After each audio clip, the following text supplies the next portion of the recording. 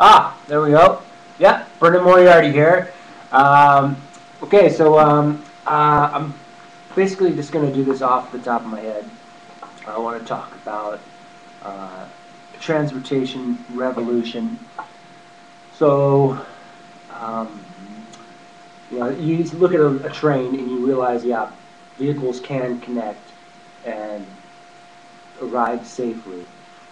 Or a trailer or something like that. You realize, all vehicles can do that. But what it is a psychological, it's a mind field, okay? It's really basically you get out there, everyone, the television tells you cars are great. They're just, excuse me, coffee. That this is like, you're some decision maker, you're some important person who's making decisions, driving a car, who's in the car, and then you're driving, you're making all these decisions, but you're not efficient, so your emotional energy is wasted on this minefield, okay? You're crossing a minefield and you're going, oh Jesus, you're freaking out there, and that emotional energy is what makes civilization work, that sort of functional, normal, and general responsibility. Okay, so you hear about personal responsibility, yes, but general responsibility is also what came before civilization, what brought us out of the Stone Age. Okay, we simply said, oh, there are some primitive traits among ourselves that were generally bad. So we contained them as an energy, as that emotional energy, that emotional containment. So basically you have this container right down at the bottom. It's like a septic tank that keeps us from mixing our good with our bad. So we put all of our bad stuff in there. Now in the unified social theory, you have these scales, these balancing beams, and you have on one side you have geography, navigation, and on the other side you have general happiness. So the generally good stuff we have to put through this channel that comes down to this container that compresses, minimizes our loss of emotional energy through this theory, okay, through these ideas that are brought into completion, prototype, into manufacture.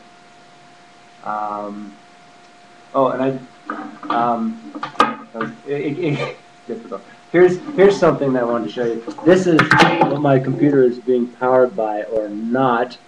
I had to pull this thing out because it wasn't working, and the wires are just kind of hanging down right there. And so I'm getting this welded. This is the last of my battery. So,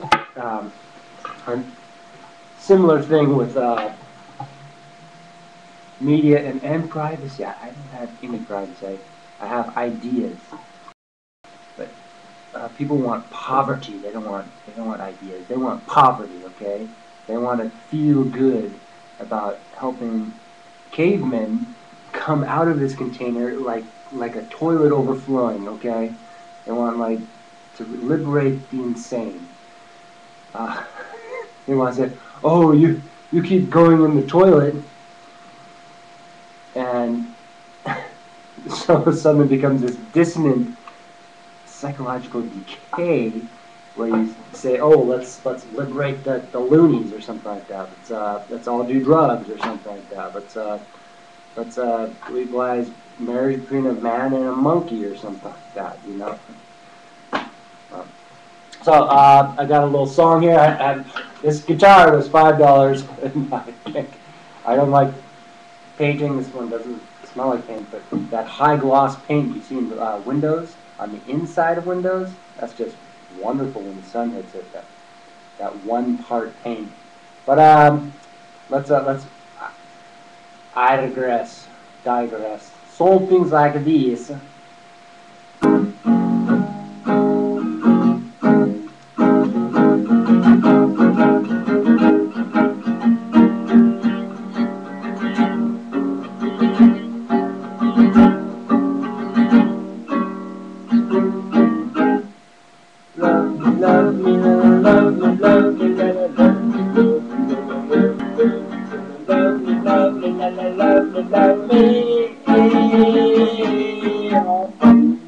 I don't have no rhythm. I have ideas.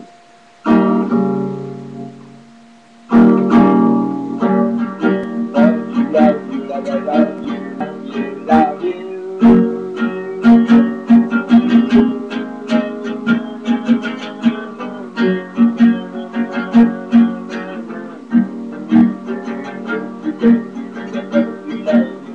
Love me, love me, love me, love me, love me, love me, love you, love you, love you, love you, love you, love you, love you, love you, love you. Love me, love me, la la, love me, love me.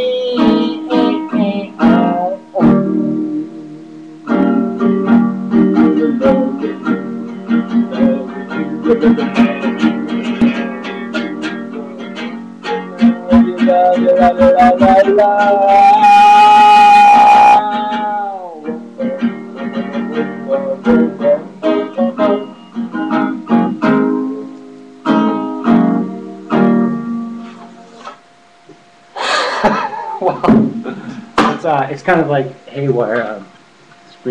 So, oh god, it was empty. Don't worry. So, I got what have I got? I've got let's see. I've got some writing here. It's kind of vague writing. Vaguely, so it's highly disorganized. So I'm a person of high intelligence who works with the container. Okay, imagine if you had a drink, coffee, cream, I guess, creamer, and you had no container. Imagine that. I mean, what would you do? You know, would you put it in your pocket and see what else is in your pocket? You know, it's a fascinating concept there. Not having pockets, having more ideas, which form the some stuff. That serve the purpose of this pocket, which you know, it's all about the container, okay? Humans have language, but so do birds. Birds have nests, right? That's like a container. It has good drainage, you know. So let me talk about this vehicle of the future, which I'm very fascinated by as I scan my notes. It's the vehicle of the future is about a minimal number of components. Okay, so you have maybe as few as 3 components, which you would build the architecture of the vehicle of the future, and you could make some a car-size vehicle with these components, or you can make a house-size structure container with these components. Okay, that is fascinating because, okay, now think about materials, minerals, if you will. So we're talking about spirit in the policy, but we're also talking about material in the minerals in the material, mineral, something like this. Okay, so what is the least corruptible and yet the most affordable? It's glass. Okay, metal, not so affordable. It's people want to melt it down, and it corrodes. So if you have like iron, even if it's painted with enamel, which is like a glass, then even then it can still split and become rusting and corroding. Corroding is like the septic realities that, you know, iron just rusts and develops bacteria. So this iron it's nice, it's strong, but as an interior surface, if you had to have high gloss paint or actual enamel,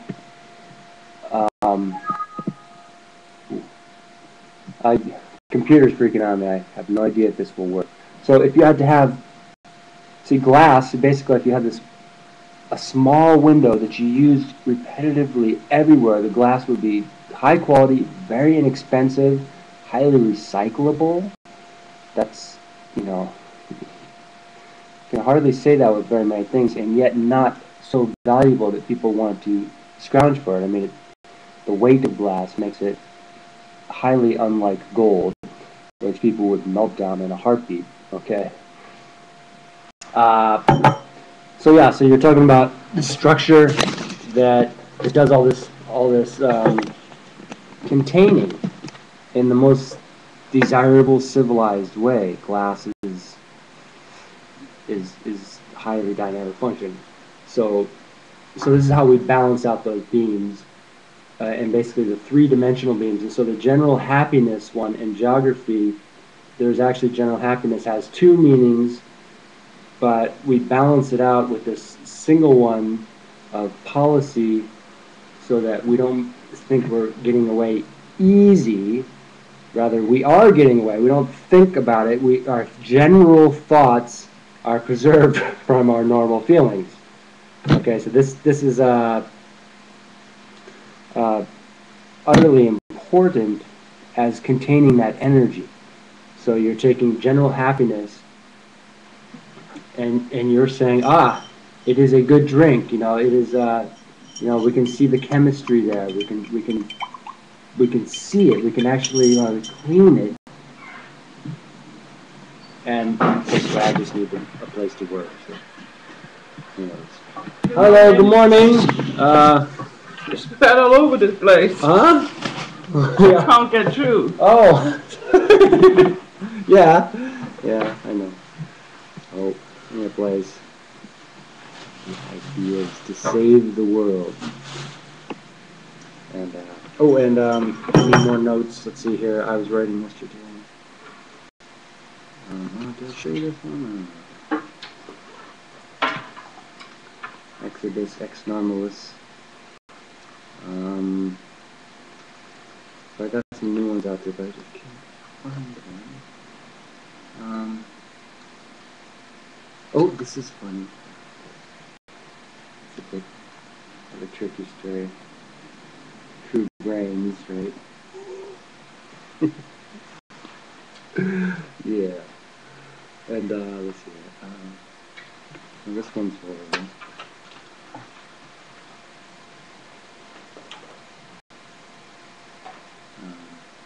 It's about the psychology of driving. It's driving Mr. Control. I think I showed this one before. I must tell you that after I tell you.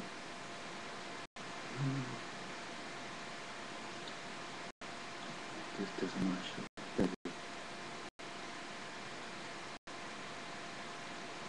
Charming. I just wrote some stuff here. Hold on a second.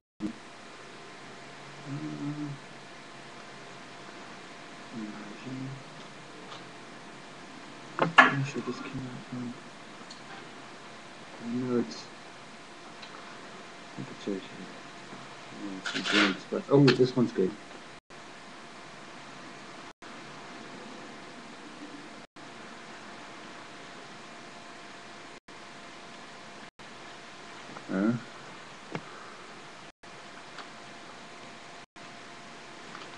That's rotten right there.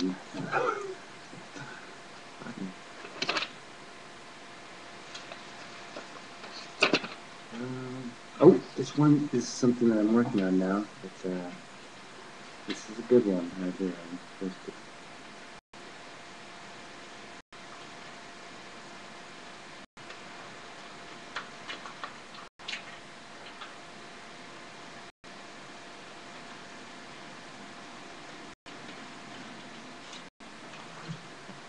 That's an important concept, okay? The tale of two Titanics, one tectonic planet.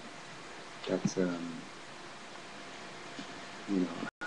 who's navigating, who's thinking, and how do you feel about that?